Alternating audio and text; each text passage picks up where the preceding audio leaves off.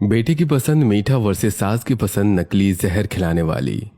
शहर की व्यस्त सड़क के किनारे रमेश मिठाई स्टोर नाम की पुरानी मिठाई की दुकान होती है। दुकान के बाहर रंग बिरंगी मिठाइयों से भरी ट्रे सजी होती है। रमेश जी सफेद कुर्ता पहने तेजी से मिठाई के डिब्बे पैक कर रहे होते हैं। नेहा गुलाबी सूट पहने ग्राहकों को मुस्कुराकर मिठाई के डिब्बे दे रही होती है। नेहा बेटा, जरा वो रसगुल्लों वाला डिब्बा देना जल्दी। जी पापा जी, अभी देती हूँ। तभी एक बूढ़ा आदमी लाठी के सहारे धीरे धीरे दुकान के अंदर आता है। अरे नेहा, देख रमेश काका आ गए, इन्हें अंदर आराम से बिठा दे बेटा। नेहा तुरंत आगे बढ़ती है। वो बड़े प्यार से बूढ़े आदमी का हाथ पकड़ लेती है। आइए काका, यहाँ बैठ जाइए। वो कुर्सी खींचकर उन्हें बिठा देती है और सामने पानी का गिलास रख देती है। काका आप बैठो, पापा बस मिठाई का डिब्बा पैक कर रहे हैं। अरे भगवान, ऐसे सेवा करने वाले बेटे हर घर को दे। दुकान के कोने में दो लड़के चाय पीते हुए बैठे होते हैं। दोनों नेहा को ध्यान से देख रहे होते हैं। अंकल, आपने तो जरूर फिर ये काजू कतली मंगवाई होगी। हाँ बेटा, तुझे हर किसी की पसंद के बारे में कितना कुछ पता है और कितनी मीठी बोली है तेरी। अंकल, आज के जमाने में मीठा बोलना भी बहुत बड़ी कला होती है। राघव लगातार नेहा को देख रहा होता है। उसके चेहरे पर हल्की मुस्कान आ जाती है। यार, लड़की कितनी अच्छी है, सबसे कितने प्यार से बात कर रही है। ऐसा ही लग ही नहीं रहा है कि ये सब कस्टमर हैं। हाँ सही कह रहा है, आजकल ऐसी लड़कियां बहुत कम मिलती हैं। शाम को नेहा और रमेश जी दुकान बंद करके अपने छोटे से घर पहुंचते हैं। घर के आंगन में पूरा परिवार जमीन पर बैठकर खाना खा रहा होता है। अरे नेहा बेटा, मैं तुझे बस एक ही बात समझाना चाहता हूँ। जी पापा। भले ही कोई तुझसे कितनी कठोरता से बात करे, कितना भी नीचे दिखाने की कोशिश करे, लेकिन तू हमेशा मिठास से जवाब देना। नेहा ध्यान से अपने पिता की बात सुन रही होती है। क्योंकि मिठास किसी भी नफरत को घोलने की ताकत रखती है, हाँ? हाँ पापा, ये तो मैंने आपसे ही सीखा है। यहाँ तक कि आपके भाइयों ने आपकी जमीन तक ले ली, लेकिन आप आज भी उनसे कितने प्यार से बात करते हो। देखिए जी, आपकी ही बेटी है, आपकी भाषा में ही जवाब देती है। पूरा परिवार हंसने लगता है। नेहा भी मुस्कुराते हुए खाना खाने लगती है। दूसरी तरफ राघव के बड़े घर में खुशी का माहौल होता है। रिया हाथ में अपनी मार्कशीट लेकर खुशी से उछल रही होती है। पापा, मैंने पूरे कॉलेज में टॉप किया है। अरे वाह बेटा, आज तो पूरे मोहल्ले में मिठाई बांटेंगे। राघव बेटा, जा मिठाई लेकर आ। जी पापा, अभी लाया। कुछ देर बाद राघव फिर से रमेश मिठाई स्टोर पहुंच जाता है। नेहा उसे देखते ही हल्का सा मुस्कुरा देती है। आप अक्सर इसी दुकान पर आते हो लगता है, आप तो हमारे रेगुलर कस्टमर बन गए हैं। राघव से नेहा की बात होती। राघव नेहा की तारीफ करता है। नेहा शर्मा कर नीचे देखने लगती है। उसके चेहरे पर हल्की मुस्कान आ जाती है। कई दिन बीत जाते हैं। अब राघव और नेहा फोन पर भी बातें करने लगे होते हैं। दोनों एक दूसरे को अच्छे से समझने लगे होते हैं। एक शाम राघव अपने घर के हॉल में गंभीर होकर बैठा होता है। कमला देवी सोफे पर बैठी चाय पी रही होती हैं। मम्मी, मुझे एक लड़की बहुत पसंद है। कौन लड़की? जो कोने पर मिठाई की दुकान है ना, रमेश मिठाई स्टोर, वो उसके पापा हैं। नेहा नाम है उसका। इतना सुनते ही कमला देवी का चेहरा गुस्से से बदल जाता है। क्या एक मिठाई वाले की लड़की से तू शादी करने की बात कर रहा है? मम्मी, वो बहुत अच्छी लड़की है। तू जानता नहीं हम कितने स्टैंडर्ड वाले लोग हैं। उसका और हमारा कोई मुकाबला नहीं है। वो 2 कौड़ी की लड़की इस घर की बड़ी बहू नहीं बन सकती। मोहन जी अखबार नीचे रखते हुए दोनों की बातें सुनने लगते हैं। अरे बच्चों को हक है अपना लाइफ पार्टनर चुनने का, तुम इतनी दखलंदाजी मत करो। इसका मतलब ये थोड़ी ना है कि जो इसके मन में आएगा वही करेगा। हमारी भी कोई सलाह होगी और इस घर में कोई गवार बहू नहीं आएगी। राघव की आंखों में गुस्सा उतर आता है। वो धीरे से खड़ा हो जाता है। कोई बात नहीं मम्मी, अगर आपको मेरी शादी नहीं करवानी तो मत करवाइए, लेकिन मैं शादी सिर्फ नेहा से ही करूंगा। इतना कहकर राघव वहां से चला जाता है। घर का माहौल एकदम शांत हो जाता है। अगले कुछ दिनों में राघव बिल्कुल बदल जाता है। वो अपने कमरे में बैठा अकेला रहता है। खाने की थाली बार बार वापस लौट जाती है। रिया और मोहन जी परेशान होकर उसे देखते रहते हैं। मम्मी, भैया ने सुबह से कुछ नहीं खाया। नखरे दिखा रहा है तो दिखाने दे। कमला, जिद मत करो, लड़का सच में परेशान है। इसकी शादी उस गवार लड़की से नहीं होने दूंगी, किसी भी हाल में नहीं। अगली सुबह मोहन जी अपने कमरे में तैयार होकर कोट पहन रहे होते हैं। कमला देवी अलमारी के सामने खड़ी अपनी साड़ी ठीक कर रही होती हैं। सुनो कमला, आज मेरी एक बड़ी बिजनेस पार्टी है, चलो आज सारी फैमिली एक साथ चलते हैं। अच्छा, शेट्टी जी भी आ रहे हैं क्या वहाँ? हाँ, शेट्टी जी भी आ रहे हैं, बल्कि वही पार्टी ऑर्गेनाइज कर रहे हैं। ये सुनते ही कमला देवी की आंखें चमक उठती हैं। अरे वाह, फिर तो मैं अपने छोटे बेटे मुकुल को उनकी लड़की से मिलवाऊंगी। शाम को पूरे घर में तैयार होने की हलचल मची होती है। रिया शीशे के सामने खड़ी होकर मेकअप कर रही होती है। दादी अपने कमरे में बैठी पंखा चल रही होती है। मुकुल अपने कमरे में ब्लैक सूट पहनकर तैयार हो रहा होता है। तभी कमला देवी उसके कमरे में आती है। थोड़ा बेटा अच्छे से तैयार हो ना। क्यों मम्मी? वहां एक लड़की आएगी और मैं तुझे उससे मिलवाना चाहती हूँ। मुकुल के चेहरे पर उत्सुकता साफ दिखाई दे रही होती है। कुछ देर बाद पूरा परिवार एक बड़े 5 स्टार होटल की पार्टी में पहुंचता है। चारों तरफ चमचमाती लाइटें लगी होती हैं, बड़े बड़े झूमर, सभी लोग हाथों में ड्रिंक लिए अंग्रेजी में बातें कर रहे होते हैं। औरतों ने मॉडर्न ड्रेस पहन रखी होती है। पूरा माहौल रिच होता है। वाह पापा, ये पार्टी तो किसी फिल्म जैसी लग रही है। तभी सीढ़ियों से नीचे उतरते हुए शेट्टी जी की बेटी की एंट्री होती है। उसने चमकदार शॉर्ट ड्रेस पहन रखी होती है। खुले बाल और हाई हील्स में वो बेहद कॉन्फिडेंट लग रही होती है। वो हंसते हुए अपने मम्मी पापा के पास आती है और दोनों के गले लग जाती है। हाय मॉम, हाय डैड, मैं लेट तो नहीं हुई हूँ ना? अरे नहीं मेरी बच्ची, तो लेट कहाँ होती है, जब तू आती है तभी पार्टी शुरू होती है। शिल्पा बेहद बोल्ड और फैंसी लग रही होती है। कमला देवी की आंखें चमक उठती हैं। वो तुरंत मुकुल का हाथ पकड़कर उसे शिल्पा के पास ले जाती है। हाय मिसेस शेट्टी, कैसी हो? मैं तो अच्छी हूँ, आप कैसी हो? आप तो दिखती ही नहीं। भाई साहब से तो मुलाकात होती रहती है। बस घर का थोड़ा काम रहता है और माँ जी की तबीयत भी थोड़ी ऐसी ही रहती है। ये मेरा बेटा है मुकुल। अरे मुकुल, जब आखिरी बार देखा था तब तो तू छोटा सा था, अब तो इतना बड़ा हो गया है। मुकुल का ध्यान लगातार शिल्पा पर ही टिका होता है। कितनी सुंदर लड़की है, वाकई बेहद खूबसूरत। आंटी जी, आप कैसी हो? बड़ी संस्कारों वाली बच्ची है। यह सुनकर शिल्पा बस हल्का सा मुस्कुरा देती है। हमारे दोनों बच्चे बड़े हो गए हैं, तो क्यों ना बच्चों की बात आगे बढ़ाई जाए। अरे आपने तो मेरे मुंह की बात छीन ली। मुझे भी मुकुल बहुत अच्छा लगता है। मैं तो खुद ही कहने वाली थी कि मुकुल और शिल्पा की शादी करवा देनी चाहिए। तो क्या मैं इस रिश्ते को पक्का समझूं? हाँ हाँ बिल्कुल। कमला देवी की खुशी का ठिकाना नहीं रहता। कुछ दिनों बाद मोहन जी और पूरा परिवार शेट्टी परिवार के आलीशान बंगले में पहुंचता है। तभी सीढ़ियों से शिल्पा नीचे उतरती है। उसने फिर से छोटी मॉडर्न ड्रेस पहन रखी होती है। बहू, कम कपड़े पहनने से कोई बड़ा नहीं बन जाता। ऊंची दुकान फीका पकवान वाली बात न हो जाए। अरे मम्मी जी, आजकल यही फैशन है। थोड़ी देर बाद दोनों परिवारों के बीच रिश्ता पक्का हो जाता है। कुछ महीनों बाद शिल्पा और मुकुल की धूमधाम से शादी हो जाती है। पूरे घर में खुशियां छा जाती हैं। लेकिन उसी रात मोहन जी गंभीर होकर कमला देवी से बात करते हैं।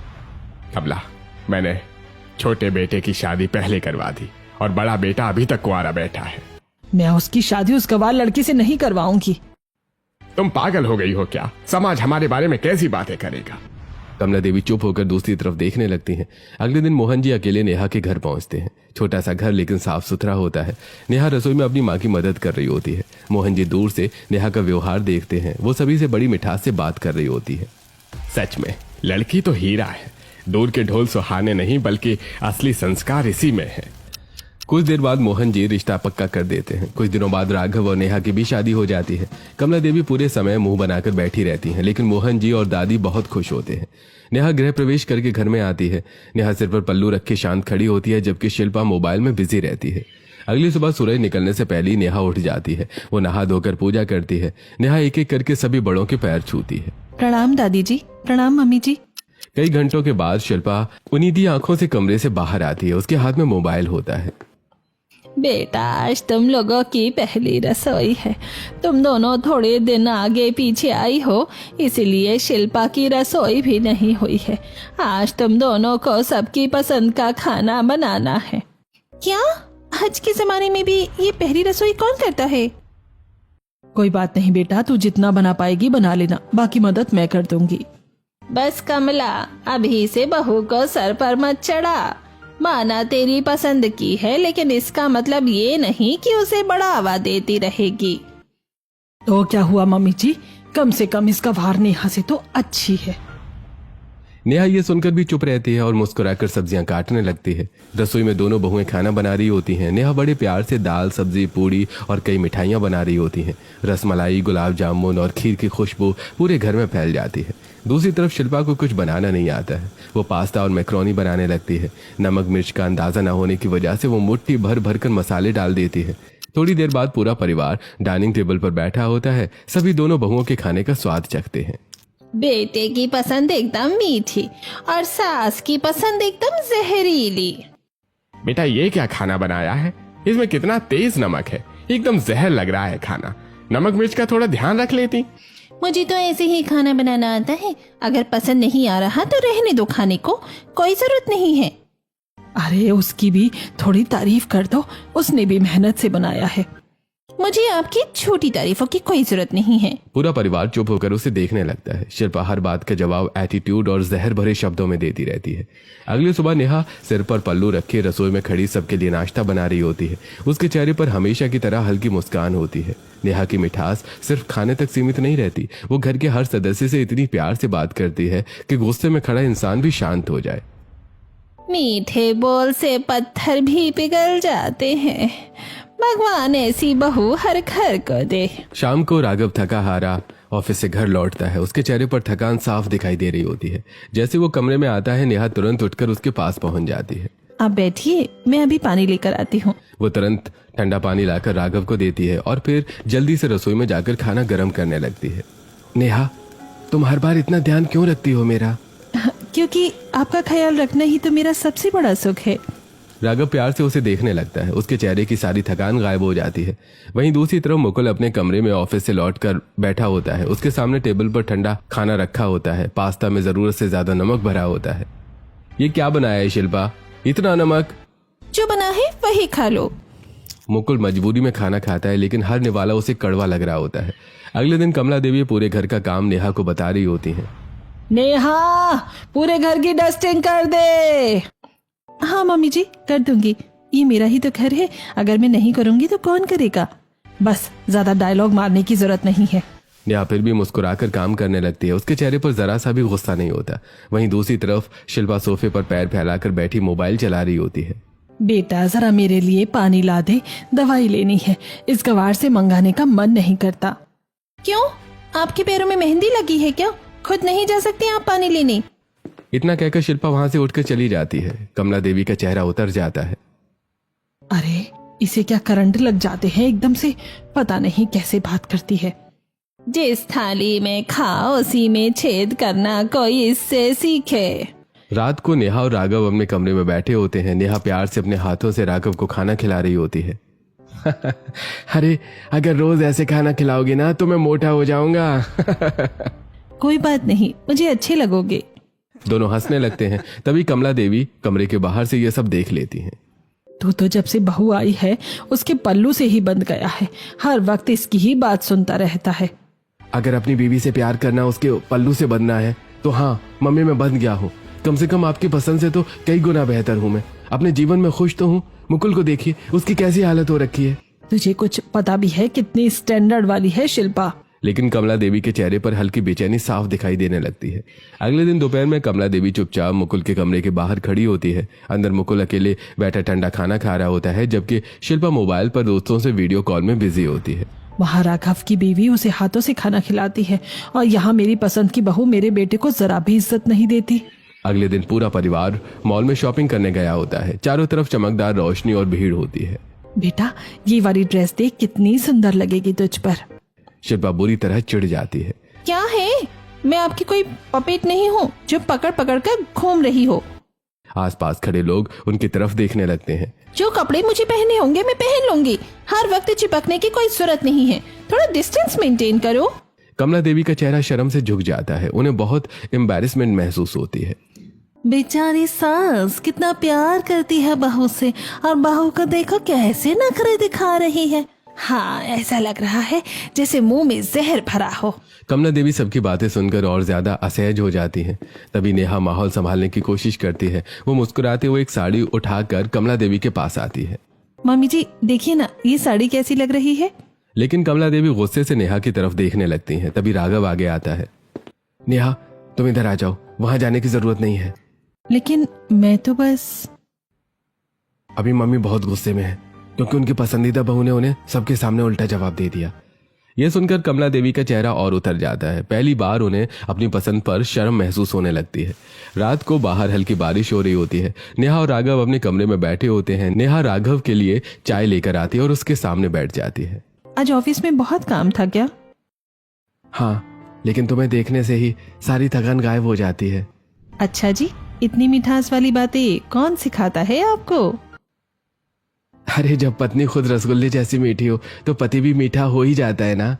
दोनों हंसने लगते हैं। नेहा प्यार से राघव के बाल ठीक करने लगती है। वहीं दूसरी तरफ मुकुल अपने कमरे में उदास बैठा होता है। शिल्पा मोबाइल पर सोशल मीडिया स्क्रॉल कर रही होती है। मुकुल धीरे से उसके पास बैठता है। यार तुम कभी मम्मी से प्यार से भी बात कर लिया करो। क्यों? उनका काम में थोड़ा हाथ बटा दिया करो। क्या तुम मुझे नौकरानी समझ कर लाए थे? पहले तो तुम इतने अच्छे से बात करती थी, अब क्या हो गया है? शादी के बाद हर वक्त मुझसे जहर क्यों उगलती रहती हो? और तुम भी तो पहले बड़े स्वीट बनते थे। अब जैसे जैसे शादी पुरानी होती जा रही है तुम भी अपनी रंग दिखाने लगे हो। मुकुल चुप होकर दूसरी तरफ देखने लगता है। अगले दिन दोपहर को कमला देवी हाथ में फल की प्लेट लेकर शिल्पा के पीछे पीछे घूम रही होती है। ले बेटा, फल खा ले, तेरी सेहत के लिए अच्छा होगा। वहीं दूसरी तरफ नेहा रसोई में खड़ी सबके लिए खाना बना रही होती है। कमला देवी उसकी तरफ ध्यान तक नहीं देती। बेटा, दोपहर में थोड़ा जूस भी पी लिया कर। क्या है, अब घर में भी आपकी परमिशन से चलना पड़ेगा क्या? आपकी परमिशन से खाऊंगी, आपकी परमिशन से उठूंगी, बस जब देखो आपकी बातें सुनती रहूं बस। मेरी खुद की कोई लाइफ नहीं है क्या? बेटा, मैं तो तेरे भले के लिए कह रही थी। मेरा इतना हिमायती बनने की कोई जरूरत नहीं है और ना ही मेरी इतनी चिंता किया करो। कमला देवी का चेहरा उतर जाता है। वहीं नेहा दूर खड़ी सब देख रही होती है। उसे बुरा तो लगता है लेकिन फिर भी वो चुप रहती है। एक दिन शाम को राघव ऑफिस से लौटता है। कमरे में आते ही वो हैरान रह जाता है। पूरा कमरा खुशबू से महक रहा होता है। उसे सरप्राइज मिलता है। टेबल पर कई तरह की मिठाइयां सजी होती हैं। रसगुल्ले, गुलाब जामुन, रसमलाई, काजू कतली और बीच में एक सुंदर सा केक रखा होता है। अरे वाह, आज क्या है? कुछ नहीं, बस आज आपका मन मीठा करने का सोचा। नेहा अपने हाथों से राघव को केक खिलाती है। ये केक बाहर से मंगवाया है क्या? नहीं, खुद बनाया है। राघव प्यार से उसे देखने लगता है। सच में, जिस घर में ऐसी मिठास हो वहां खुशियां खुद रास्ता ढूंढ लेती हैं। उसी शाम कमला देवी रसोई में खड़ी शिल्पा से बात कर रही होती है। बेटा, आज मुकुल थोड़ा लेट आएगा, उसके लिए अच्छा सा खाना बना देना। हाँ ठीक है, बना दूंगी।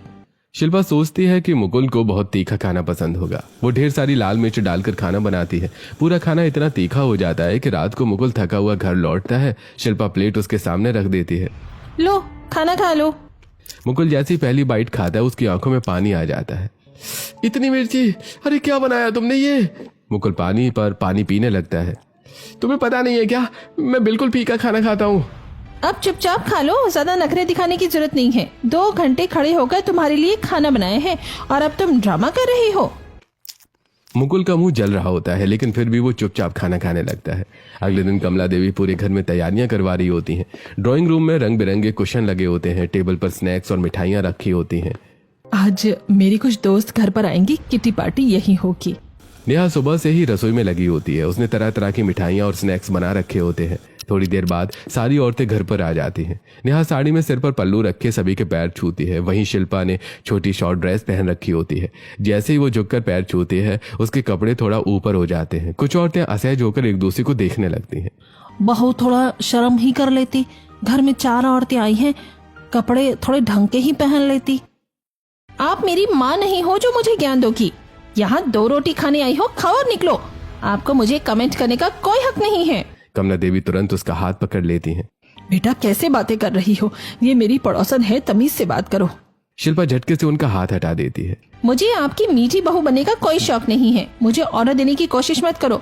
मैं जैसी हूँ वैसी हूँ। पसंद आऊँ तो ठीक, वरना कोई बात नहीं। सभी औरतें हैरानी से उसे देखने लगती हैं। कमला देवी शर्म से सिर झुका लेती हैं। तभी नेहा जल्दी से आगे आती है और बात संभालने की कोशिश करती है। आंटी जी सॉरी, मेरी देवरानी जी थोड़ी साफ दिल की हैं, जो मन में आता है कह देती हैं। नेहा मुस्कुराकर सभी औरतों की प्लेट लगाने लगती है। थोड़ी देर बाद सभी औरतें खाना खाने लगती हैं। नेहा के हाथ का खाना खाकर सब खुश हो जाते हैं। कमला, तुम्हारी बेटी की पसंद तो बहुत मीठी निकली, लेकिन तुम्हारी पसंद की बहू तो एकदम जहर उगलती है। आज तो हम तुम्हारे घर आ गए हैं लेकिन आगे से नहीं आएंगे। आज बहुत बुरा लगा हमें। अरे नहीं, उसकी तरफ से मैं माफी मांगती हूँ। लेकिन सारी औरतें चुपचाप वहां से चली जाती हैं। कमला देवी सोफे पर बैठ जाती है। आज पहली बार उनकी आंखों में अपनी पसंद के लिए पछतावा साफ दिखाई दे रहा होता है। कुछ दिनों बाद घर में रिया की बर्थडे पार्टी रखी जाती है। पूरा घर रंग बिरंगी लाइटों और गुब्बारों से सजाया गया होता है। आज कोई उदास नहीं बैठेगा, सबको डांस करना पड़ेगा। तभी रिया की एक दोस्त हाथ में कोल्ड ड्रिंक का गिलास लिए उसके पास आ रही होती है। बीच में शिल्पा खड़ी किसी से बात कर रही होती है। अचानक लड़की का हाथ हल्का सा टकरा जाता है और सारा कोल्ड ड्रिंक शिल्पा की ड्रेस पर गिर जाता है। शिल्पा का चेहरा गुस्से से लाल हो जाता है। तुम्हारी हिम्मत कैसे हुई मेरे ऊपर कोल्ड ड्रिंक गिराने की? सॉरी भाभी, मैं तो रिया से मिलने जा रही थी, पता नहीं अब बीच में। शिल्पा के हाथ में पानी का गिलास होता है। वो गुस्से में पूरा पानी लड़की के चेहरे पर फेंक देती है। औकात भी है स्ट्रेस की कीमत देने की। लड़की की आंखों में आंसू आ जाते हैं। पूरा हॉल शांत हो जाता है। भाभी, मैंने जानबूझकर नहीं किया है। आके है ये बटन। इतना कहकर शिल्पा सबके सामने उसे जोरदार थप्पड़ मार देती है। वहां मौजूद सभी लोग हैरान रह जाते हैं। दीदी, आपने बेचारी को थप्पड़ क्यों मार दिया? उसकी बात तो सुन लो। भाभी, मैंने आपको मेरे दोस्तों पर हाथ उठाने का हक नहीं दिया है। माना आप मम्मी की पसंद की बहू हो, लेकिन इसका मतलब ये नहीं कि आपके मन में जो आएगा वो करती फिरोगी। आसपास खड़े लोग धीरे धीरे बातें करने लगते हैं। बेटे की पसंद कितनी मीठी है और सास की पसंद एकदम जहरीली। कमला देवी सबकी बातें सुनकर चुपचाप सिर झुका लेती हैं। दिन बीतते जाते हैं। शिल्पा को खाना बनाना आज भी ठीक से नहीं आता। कभी सब्जी में नमक ज्यादा होता तो कभी मिर्च इतनी कि किसी से खाई न जाए। वो जैसे तैसे खाना बनाकर रख देती है। वहीं दूसरी तरफ नेहा पूरे घर का ध्यान रखती, सबकी पसंद का खाना बनाती। दादी के लिए फीकी खिचड़ी, मोहन जी के लिए कम तेल वाला खाना और राघव के लिए उसकी पसंद की मिठाइयाँ। मीठे बोल और मीठा खाना दोनों दिल जीत लेते हैं। एक दिन दोपहर में दादी आंगन में बैठी होती हैं। राघव और मुकुल घर में आते हैं। दादी प्रणाम। दादी उन्हें ध्यान से देखने लगती हैं, लेकिन पहचान नहीं पाती। तुम कौन हो और इस घर में कैसे आ गए? ये सुनते ही पूरा परिवार हैरान रह जाता है। माँ, ये क्या कह रही हो? ये आपके अपने पोते हैं। दादी इधर उधर देखने लगती हैं। अगले दिन सभी लोग दादी को डॉक्टर के पास लेकर जाते हैं। डॉक्टर रिपोर्ट देखते हुए गंभीर हो जाते हैं। देखिए, आपकी दादी को अल्जाइमर की बीमारी है और ये बीमारी अब लास्ट स्टेज पर पहुंच चुकी है। धीरे धीरे ये आप लोगों को पहचानना भी बंद कर देंगी। डॉक्टर साहब, अब क्या होगा? आपको इनका बहुत ध्यान रखना पड़ेगा। इस बीमारी से दिमाग पर काफी असर होता है। नेहा की आंखें भर आती हैं। वो दादी का हाथ पकड़ लेती है। घर लौटने के बाद नेहा दादी की पूरी सेवा करने लगती है। कभी उनके सिर में तेल लगाकर मसाज करती, कभी उनके पैर दबाती। दादी जी, अब दर्द कम हो रहा है ना? हाँ बेटा। कमला देवी भी अब अपनी माँ की खूब सेवा करती हैं। उन्हें अपने हाथों से खाना खिलाती हैं, फल काट कर देती हैं। दादी को बाथरूम जाने से भी परेशानी होती है तो नेहा और कमला दोनों मिलकर उन्हें सहारा देकर ले जाती हैं। एक दिन कमला देवी रसोई से दादी के लिए पानी लेकर बाहर आ रही होती हैं। फर्श पर थोड़ा पानी गिरा होता है जिसे कोई देख नहीं पाता। अचानक कमला देवी का पैर फिसल जाता है। उनके हाथ से गिलास गिर जाता है और वो जोर से जमीन पर गिर पड़ती हैं। पूरे घर में हड़कंप मच जाता है।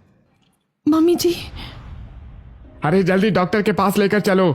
अस्पताल में डॉक्टर कमला देवी की रिपोर्ट देखते हैं। कमला जी, आपको 1 महीने तक बेड रेस्ट करना पड़ेगा। क्यों डॉक्टर साहब? आपकी रीढ़ की हड्डी में चोट लगी है। कमला देवी की आंखों में चिंता उतर आती है। अब घर में एक साथ 2 लोगों की जिम्मेदारी नेहा पर आ जाती है। वो दादी की भी सेवा करती और कमला देवी की भी। सुबह से रात तक वो भागती रहती। कभी दादी को दवाई देती, कभी कमला देवी के लिए खाना लेकर आती। नेहा बेटा, जरा तकिया ठीक कर दे। जी मम्मी जी। बेटा जरा दवाई दे दे, अभी लाई। नेहा एक भी काम से मना नहीं करती। वहीं दूसरी तरफ शिल्पा सिर्फ जहरीली बातें करती रहती। बेटा जरा पानी दे दे। मैं क्या आपकी नौकरानी हूँ?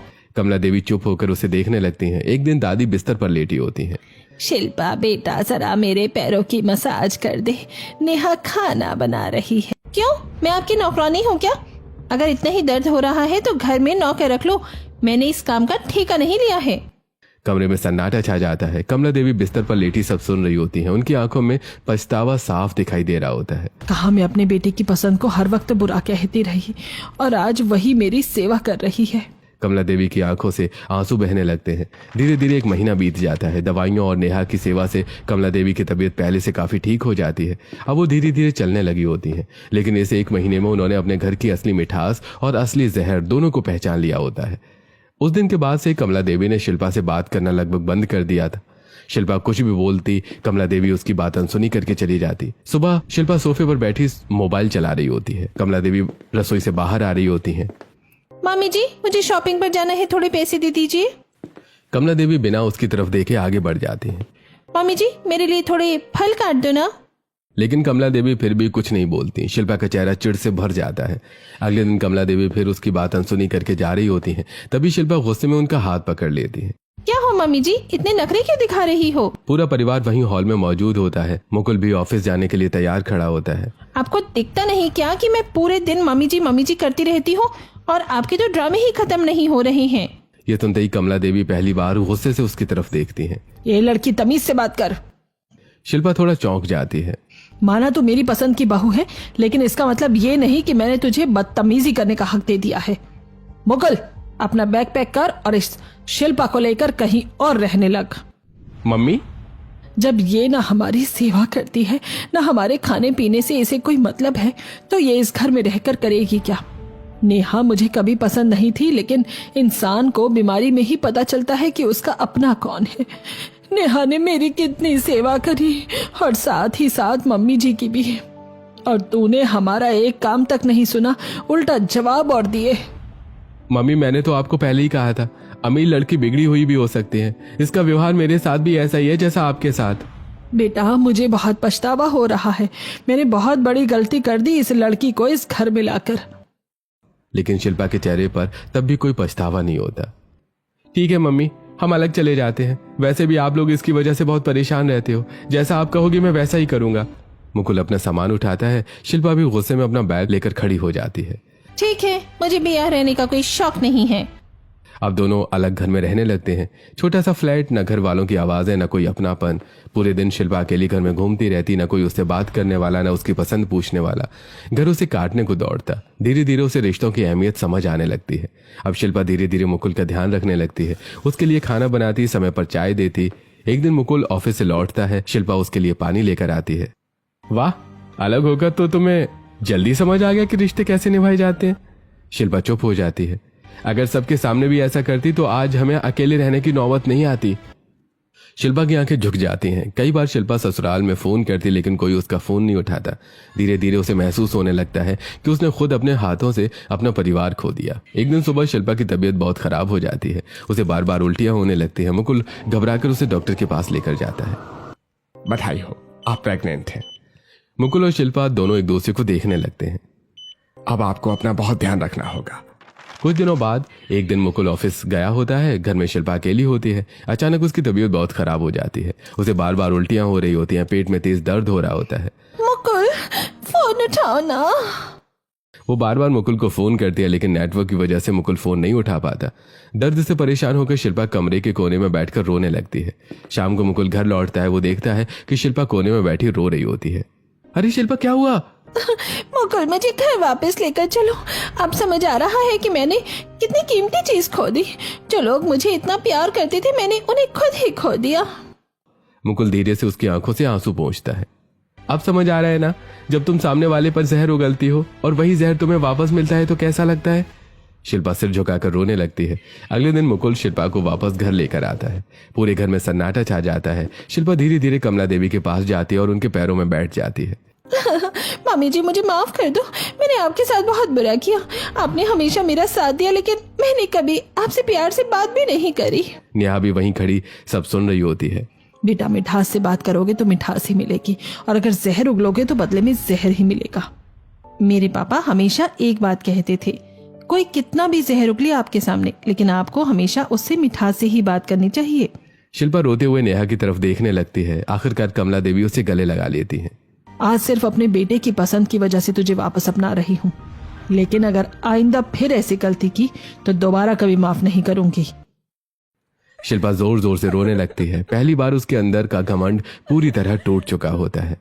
क्या शिल्पा सच में बदल जाएगी या फिर उसकी जहरीली आदतें दोबारा इस परिवार की खुशियां छीन लेंगी?